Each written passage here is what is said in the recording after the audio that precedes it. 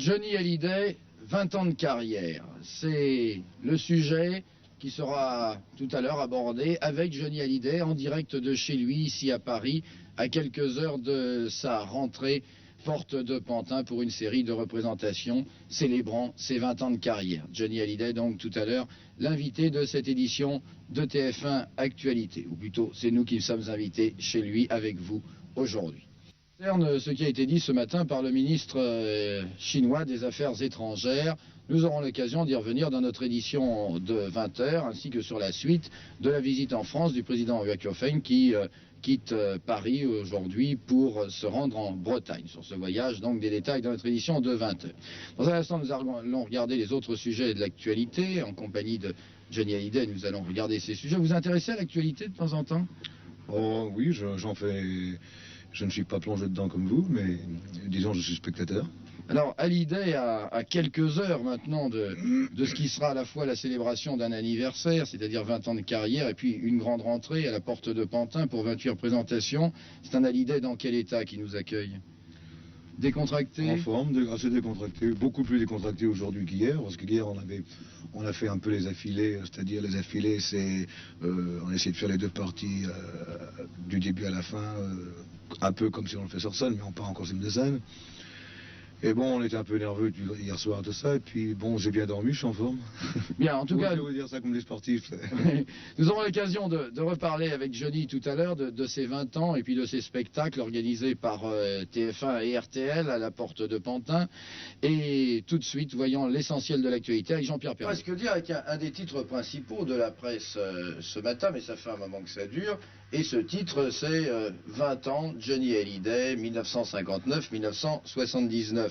Alors, la une de François, ce matin, une page entière consacrée par Jacqueline Cartier à ses 20 ans de Johnny Hallyday et à sa rentrée ce soir à la porte de Pantin.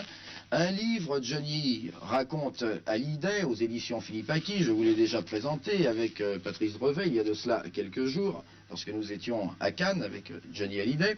Et puis des tas d'articles, Philippe Adler dans l'Express, plusieurs pages étaient consacrées à Jojo, comme on l'appelle. Ça date de longtemps, Jojo, ça déjà?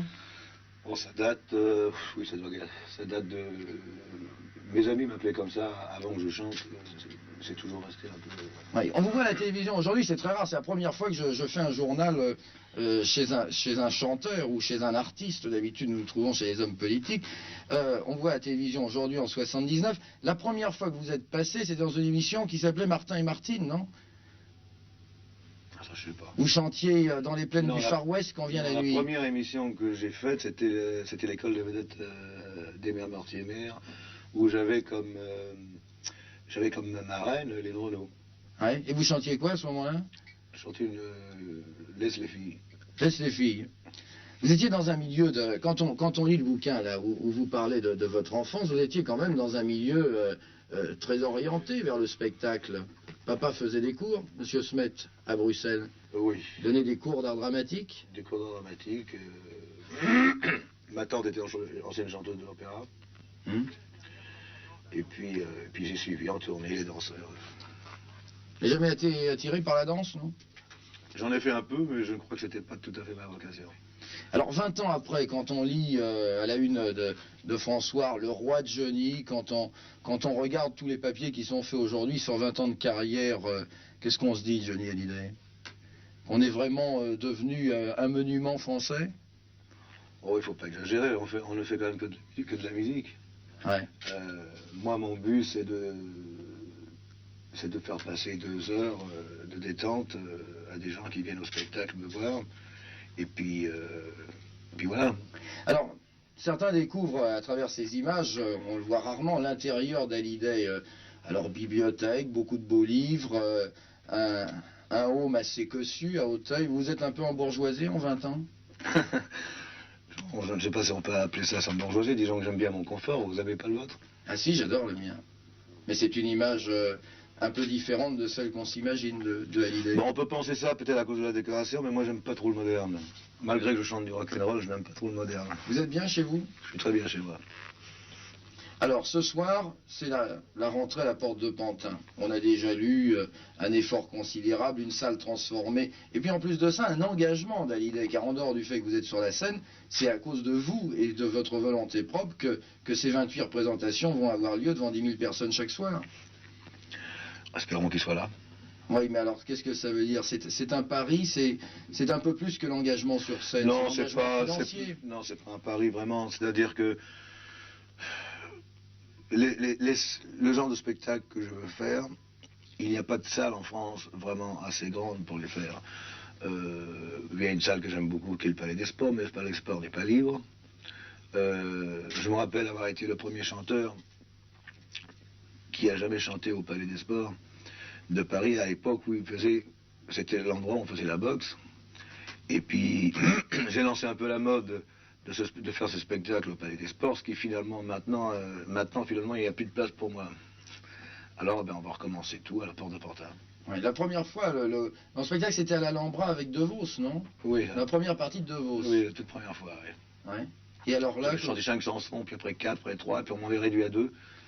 Ah ouais? Ça marchait pas immédiatement? C'est pas que ça marchait pas, c'est qu'il y avait des mots au balcon, puis des gens en bas qui n'aimaient pas tellement ça. Alors tous les jours on trouvait qu'on comprenait rien de ce que je disais, que ça avait ni queue ni tête, alors on me supprimait une chanson. C'était De Vos qui vous avait demandé en première partie? Oui, et c'est grâce à lui que je suis resté. Ouais. Alors, cette fois-ci, la porte de Pantin avec TF1, et je tiens à dire que nous verrons prochainement ce spectacle quand Johnny aura fini à la porte de Pantin, puisque Bernard Lyon le filme pour TF1, que vous retrouverez Johnny Hallyday chez Drucker dimanche après-midi, puisque Michel Drucker, dans les rendez-vous du dimanche, vous fera vivre la préparation de ce qui se passe en ce moment pour 28 représentations à partir de ce soir à la porte de Pantin. RTL vous tiendra au courant tout au long de cette soirée, de cette première de Hallyday. Hallyday que nous retrouvons 20 ans après, comme nous l'avons retrouvé il y a de cela quelques jours, souvenez-vous. C'était sur le porte-avions Foch, où Hallyday venait pour TF1 malgré ses occupations. À bout de prières, de poignées de terre, pas de fleurs, pas de curé. Tu es parti, mon frère, boire ton dernier verre, seul au grand bar de l'éternité. Nos deux solitudes avaient l'habitude de vivre ce semblant de vie. Les flics et leurs filles, le vin et les filles, c'est fini. Salut Charlie. J'irai dans les bars où nous allions le soir pour dire que tu ne viendras plus. Je boirai dans ton verre, du haut de ton enfer, tu me verras peut-être pleurer. Il me reste le monde, plein de brunes et de blondes, mais sans l'ombre d'une amitié. Nos rires et nos bagarres, nos cuites et nos histoires, ouais c'est fini. Salut Charlie, et je boirai pour deux à la santé des filles, et je boirai pour deux comme avant quand on était deux. Salut Charlie. Vous êtes un perfectionniste?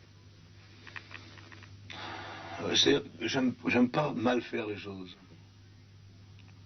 Mais très attaché à tout l'environnement, aux musiciens, à la qualité du son, etc. Moi, je vous ai vu travailler sur le porte-avions. Oui, mais pour enfin, les répétitions, vous êtes toujours là. C'est très important d'avoir un bon son. On n'a malheureusement pas souvent des bons sons.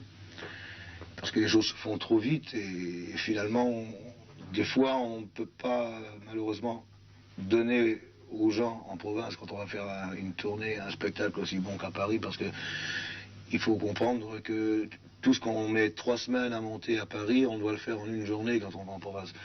Et c'est pour ça qu'on essaye toujours de faire un spectacle assez long, assez longtemps, que tout le monde puisse venir le voir. Un dernier mot, le télégramme qui vous fera le plus plaisir ce soir, ce sera celui qui sera signé de qui? Je pense celui de ma femme qui malheureusement n'est pas là, est en Allemagne en ce moment. En tout cas, nous retrouverons Johnny Hallyday dans notre édition de 20h et avec Patrice Drevet en direct ce soir dans le dernier journal grâce à TF1 et RTL, le dernier journal de TF1 Actualité, et puis bien entendu avec la retransmission un peu plus lointaine que ces 28 représentations du spectacle filmé par Bernard. Pas fatigué, vous êtes en pleine forme pour aujourd'hui, oui? Ah ouais, moi ça va, moi. La voix, ça se travaille dans la journée. Aujourd'hui, vous allez prendre un entraînement de chant. Je crois que j'en ai besoin parce qu'avec les répétitions, je crois que je suis un peu enroué. Bien, nous allons voir comment se porte la voix de François Donati à la Bourse de Paris.